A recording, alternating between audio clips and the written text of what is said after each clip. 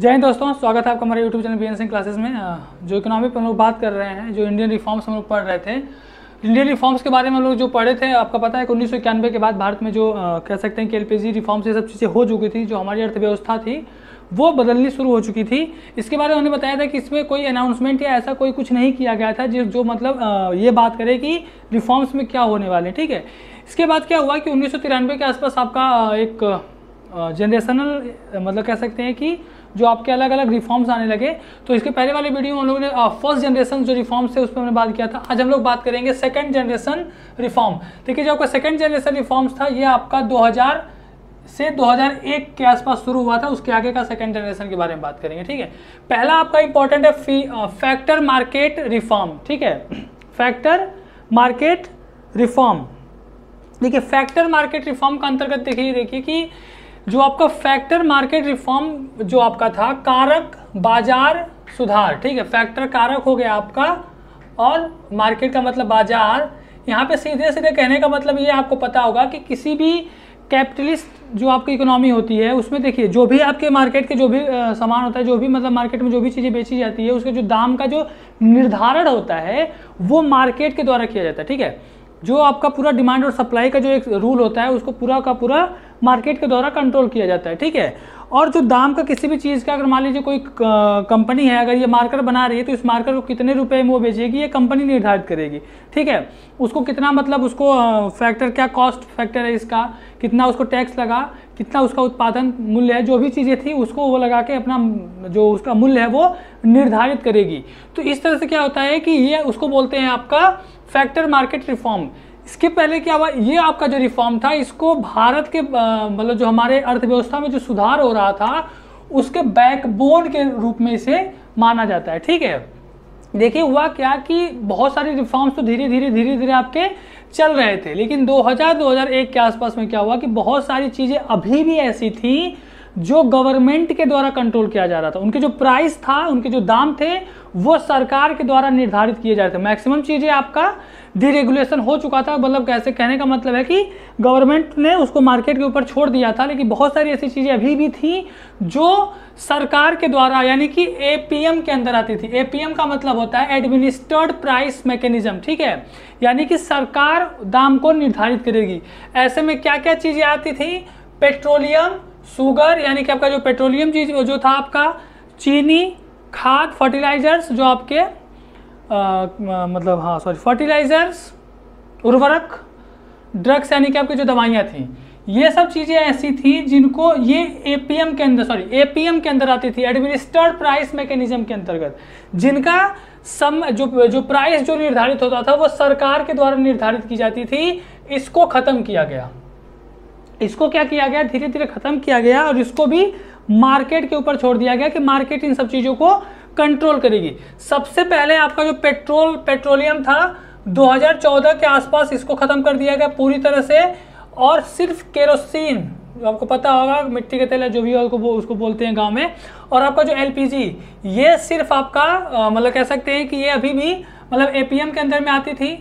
ठीक है, इसके अलावा आपका जो पेट्रोल है, डीजल है, ठीक है, और आपका जो लुब्रिकेंट्स है, ये सब जो चीज़ें होती हैं ये आपका एपीएम से बाहर कर दिया गया है 2014 में, यानी कि इसका जो मूल्य निर्धारण है वो आपका मार्केट के ऊपर है। ठीक है, मार्केट निर्धारित करता है। इसके अलावा जो शुगर है, चीनी, इसको भी आपको पता होगा, ये आपका शुगर जो था, देखिए उस समय क्या था कि सरकार जो थी वो शुगर जितने भी मिल जो आपका चीनी मिल थी उसके ऊपर एक अलग से टैक्स लेवी का मतलब होता है जो एक्स्ट्रा टैक्स लगता था, लेवी ऑब्लिगेशन जो था उसे ख़त्म कर दिया गया 2013 में। और ये जो शुगर को आपको जो पता होगा कि जो शुगर पे जो आपका प्राइस जो निर्धारित था वो प्राइस कंट्रोल करता था एपीएम। ठीक है, एडमिनिस्टर्ड प्राइस मैकेनिज्म के अंतर्गत इसका दाम सरकार निर्धारित करती थी। इसे 2013 में इसे ख़त्म कर दिया गया, ये मार्केट के द्वारा आपका रेगुलेट होने लगा। और अब सिर्फ देखिए जो गाँवों में आप देखे होंगे जो आपका पीडीएस होता है, पब्लिक डिस्ट्रीब्यूशन सर्विस, यानी कि जिसे हम लोग क्या बोलते हैं, जैसे आपका जो कोटा होता है गांव में, जहाँ से सरकारी मतलब कह सकते हैं गल्ले की दुकान, ठीक है, जहाँ पे सस्ते अनाज जो सरकार के द्वारा जो आपका जो राशन कार्ड होता है उसके अंतर्गत, ठीक है, जो राशन कार्ड पे जो आपका दिया जाता है पीडीएस, वही पब्लिक डिस्ट्रीब्यूशन सिस्टम के अंतर्गत। ठीक है, उसमें क्या होता है कि सिर्फ चीनी जो थी आपकी, ये चीनी अब सिर्फ उन लोगों को प्रोवाइड की जाती थी जो इनकम टैक्स के दायरे में नहीं आते थे, यानी कि जो टैक्स के दायरे के से बाहर थे वो चीनी इससे मिलती थी। ठीक है, आज का सिचुएशन क्या है कि आज तो किसी को नहीं मिल रही है। ठीक है, केरोसिन भी नहीं मिल रहा है, सब खत्म हो चुका है, नौटंकी ये सब। तो ये सब चीज़ें हुई। इन सब चीज़ों की वजह से क्या हुआ कि मार्केट पे बहुत मतलब कह सकते हैं कि अच्छा असर पड़ा। अब पूरा जो था आपका फर्टिलाइज़र जो था, ये भी आपका जो मार्केट कंट्रोल था, सॉरी जो आपका गवर्नमेंट कंट्रोल थी, उसको भी ख़त्म कर दिया गया। सिर्फ आपका जो यूरिया है, ठीक है, जो यूरिया है ये अभी इसी मैकेनिज्म के अंतर्गत है। इसका जो आपका दाम है वो सरकार निर्धारित करती है। आपके बहुत सारी ऐसी दवाइयाँ थी, ड्रग्स दवाइयाँ, जिनको भी एपीएम से बाहर कर दिया गया, मतलब उसको भी अब मार्केट के द्वारा वो जो उसके प्राइस है वो तय किए जाते हैं। तो ये सब चीज़ें की गई, जिसकी वजह से क्या हुआ कि जो आपका फैक्टर मार्केट रिफॉर्म्स, इसके अंतर्गत क्या हुआ कि जो आपका इकोनॉमी थी वो बहुत तेज़ी से बूस्ट की, और हमारी इकोनॉमी को इसीलिए इसे बैकबोन कहा जाता है। ठीक है, ये सुधार जो है वो इंडियन इकोनॉमी के बैकबोन के रूप में इसे माना जाता है। ठीक है, क्योंकि इससे बहुत सारा मतलब कह सकते हैं कि बहुत तेज़ी से हमारी इकोनॉमी जो थी वो आगे बढ़ी, बूस्ट की। इसके अलावा और भी बहुत सारी ऐसे रिफॉर्म्स थे, और सारे क्षेत्र में भी बहुत सारे ऐसे रिफॉर्म्स थे जो किए गए। दूसरा है आपका public sector reforms. Public sector reforms के अंतर्गत क्या हुआ कि देखिए आपके जो PSU सेक्टर थे, यानी कि जो सार्वजनिक क्षेत्र थे, उसमें ये रिफॉर्म्स किए गए हैं कि बहुत ज़्यादा कह दिया गया greater functional autonomy. Functional autonomy का मतलब है सरकार बहुत चीज़ों को तय नहीं करेगी, स्वायत्तता प्रदान की गई।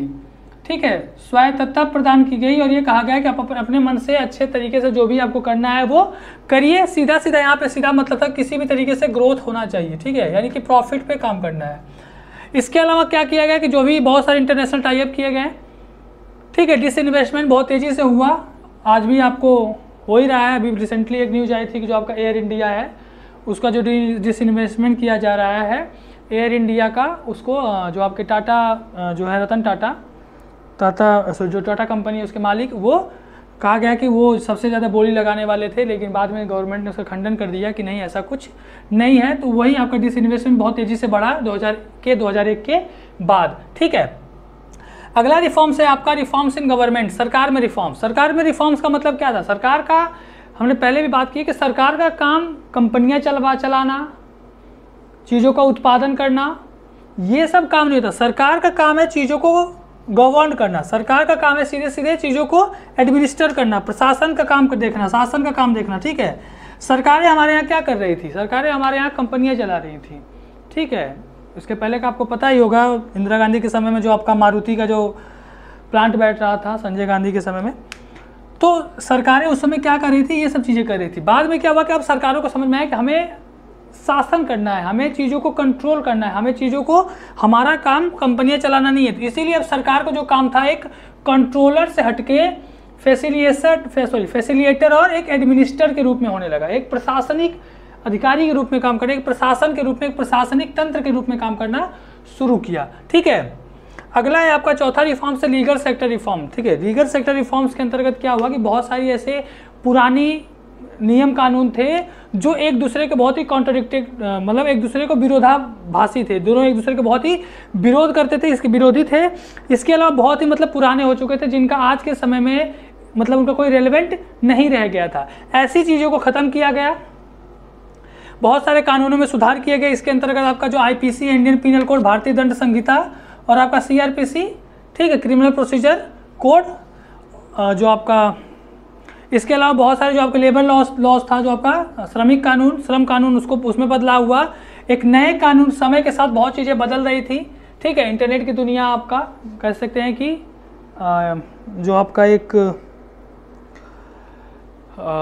टेक्नोलॉजी की दुनिया आ रही थी, नई, मतलब एक नए दुनिया में हम एंटर कर रहे थे 2001 के बाद। तो हमें एक नए कानून की ज़रूरत पड़ी, साइबर लॉ, और ऐसे कानून को उस समय मतलब बनाने की बात की गई। ऐसे कानून बने जिससे कि लोगों के किसी भी प्रकार के उनके जो भी अधिकार हैं, जो भी उनके प्रॉब्लम्स हैं, उनको किसी के द्वारा ख़त्म न किया जाए। तो ये सब चीज़ें सुधार हो रहे थे। ये सब आपके सेकेंड जनरेशन के अंतर्गत आते हैं, और सेकेंड जनरेशन में ये सब चीज़ें सुधार हुई, जिसकी वजह से हमारा जो इकोनॉमी था वो आगे बढ़ा। ठीक है, अगले वीडियो में लोग थर्ड जनरेशन पर बात करेंगे। थैंक यू, जय हिंद।